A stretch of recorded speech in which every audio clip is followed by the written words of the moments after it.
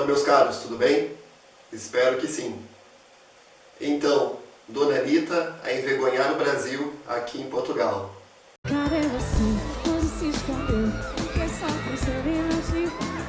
Não quis roupa e o batom. Entrar no carro, amigo meu do som. E botar uma... Gente, eu sei que a bandeira que eu peguei é da Espanha, tá?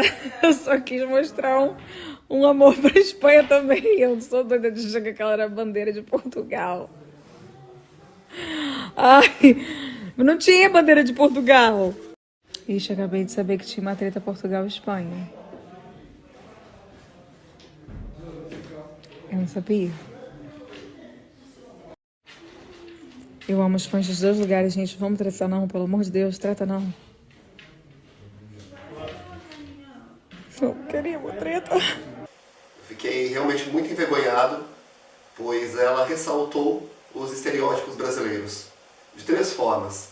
Ela destacou o estereótipo da mulher vulgar, aquela mulher sedutora, mas ao mesmo tempo também barata, que precisa expor o corpo, porque talvez não tenha o intelecto muito bem desenvolvido, que é que muitos europeus pensam do Brasil e das brasileiras. Eu até já discuti aqui com alguns portugueses, pois tem essa noção de que as brasileiras são essas sedutoras baratas. Sendo que eu disse para eles, né, que tem muitas brasileiras que chegam cá para fazer doutoramento, fazer mestrado, que possuem sim, né, um intelecto desenvolvido.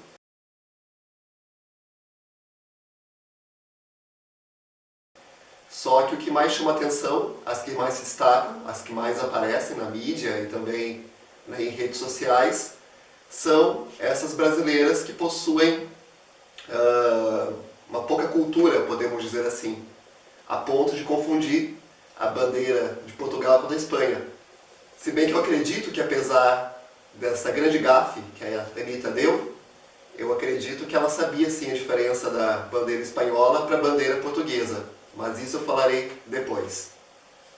Uma outra questão que eu achei muito grave, talvez mais grave ainda, que essa de mostrar a bandeira espanhola em território português, foi a questão deste enaltecimento, esta valorização da vida na favela. Acredito, não conheço muito bem a biografia dela, eu sei que ela foi uma menina muito pobre, do subúrbio, né, da região menos privilegiada do Rio de Janeiro, então possivelmente ela viveu numa favela, foi criada numa favela, nasceu, né, em um morro, mas tá certo dela ficar orgulhosa das suas origens, mas eu acredito que o Brasil não se restringe e não deveria ser representado como um lugar de favela. Ainda mais porque, se pensarmos, apesar da favela produzir, né, a sua cultura, de ter as suas benesses, a favela é um produto, é um reflexo de uma exclusão social. É um reflexo de políticas públicas falhas, que segrega, que não oferece cidadania aos brasileiros e de pessoas também que se conformam com aquele status quo, podemos dizer assim. Pois se essas pessoas recusassem viver nesse lugar, lutassem, né, tivessem voz ativa, escolhessem bons representantes, possivelmente muitas favelas não existiriam mais. Mas como muitos são passivos, muitos aceitam, muitos sujeitam ao poder local da favela, porque a favela possui sim um poder local, eles acabam por manter esta questão pouco alterada. Então as favelas existem no Brasil desde a década de 1920, persistem até hoje, então são mais de 100 anos, tiveram uma grande explosão na década de 60 e 70, todavia o Brasil não é só favela e não é todo favela. E muitos portugueses possuem essa noção, né? Tanto é que no vídeo anterior, que eu falei do furto da minha bicicleta aqui em Portugal, teve algum português ignorante que disse assim, não sei o que da favela, né? Aí eu respondi para ele que favela nem tem como andar de bicicleta, porque favela geralmente são escadórios, são vielas, becos, geralmente ficam em locais íngremes, então é bem raro uma pessoa ter bicicleta na favela. Então, assim, uma pessoa da favela não roubaria minha bicicleta. mas a visão que os portugueses possuem do Brasil é que o Brasil é todo favela, sendo que não é. Né? Meu irmão, ele conheceu a primeira favela dele comigo, porque eu o levei, quando ele tinha mais de 20 anos. Eu era adolescente também quando eu conheci a primeira favela. Minha avó, de 90 anos, nunca viu uma favela na vida. Então tem pessoas que vivem, né, no interior do Brasil, vivem em pequenas cidades, onde não existem favelas e onde a realidade é outra. Mas a Anitta, com este cenário do espetáculo dela, ela quer mostrar um certo requinte, talvez, ou um certo elogio, um ode à vida na favela. Eu não acho isso positivo, porque também, apesar de ter alguma coisa interessante na favela, no geral é um local, né, além do que eu falei, de ser um reduto de pessoas excluídas, é também um local onde há pouca educação, há pouco acesso à saúde, há muitos problemas sociais, há também a questão da violência, do crime organizado, do tráfico de drogas. Então, vender a imagem do Brasil como sendo o país das favelas, para mim, não é do meu agrado. E eu acho que também não é algo positivo a se fazer. Então aí fica também a minha crítica dela estar a enaltecer este segundo estereótipo. E o terceiro estereótipo é essa do brasileiro ignorante.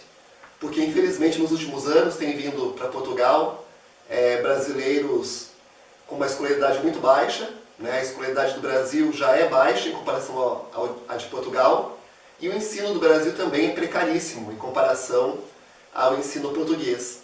Então, por exemplo, é muito comum realmente um brasileiro não saber as bandeiras dos países europeus.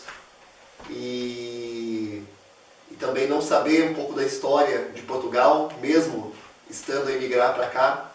Então acontecem sim estes absurdos de muitos brasileiros cometerem diversas gafes, de passarem por situações bem constrangedoras perante aos portugueses, por falar bobagens, por emitir, né, opiniões preconceituosas e equivocadas referentes à história, e por fazer algo que a Anitta fez.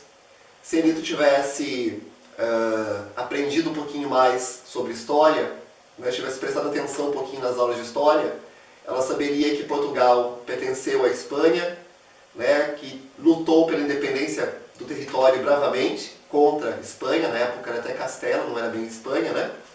Tanto é que Portugal, como país, ele é mais antigo que a Espanha enquanto país.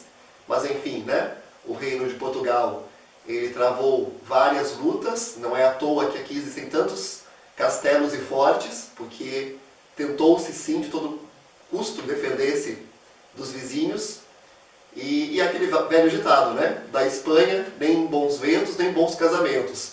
Porque as tempestades chegam da Espanha, muitas vezes são ruins, e também porque tivemos casamentos de reis portugueses com rainhas espanholas, com princesas espanholas que se tornaram rainhas portuguesas, como a Dona Leonor, que não foram muito fortuitos. Então, há sim, né, uma rivalidade entre Portugal e Espanha, e muitos brasileiros deveriam saber, para não cometer a mesma gafe que a Anitta cometeu. E o pior, ela desagradou tanto portugueses como espanhóis, pois após pegar a bandeira da Espanha e ostentar, achando que ela estava, né, fazendo algo bonito, ela ainda descatou a bandeira. Então, talvez até parou para algum português. Eu achei isso muito bizarro, né? E realmente as críticas a ela na imprensa portuguesa foram imensas, né? Muitos ressaltaram a ignorância dela, uma certa indelicadeza e uma atitude realmente constrangedora. E é isso que ela provocou em mim, né? Ao ver esta imagem, ao saber dessas notícias, eu pensei, poxa vida, os brasileiros já são mal vistos aqui.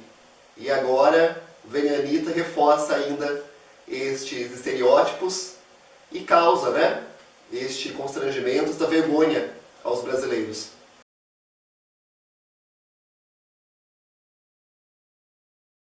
Ó musa do meu fado, ó minha mãe gentil, te deixo consternado no primeiro abril, mas não ser tão ingrata, não esquece quem te amou.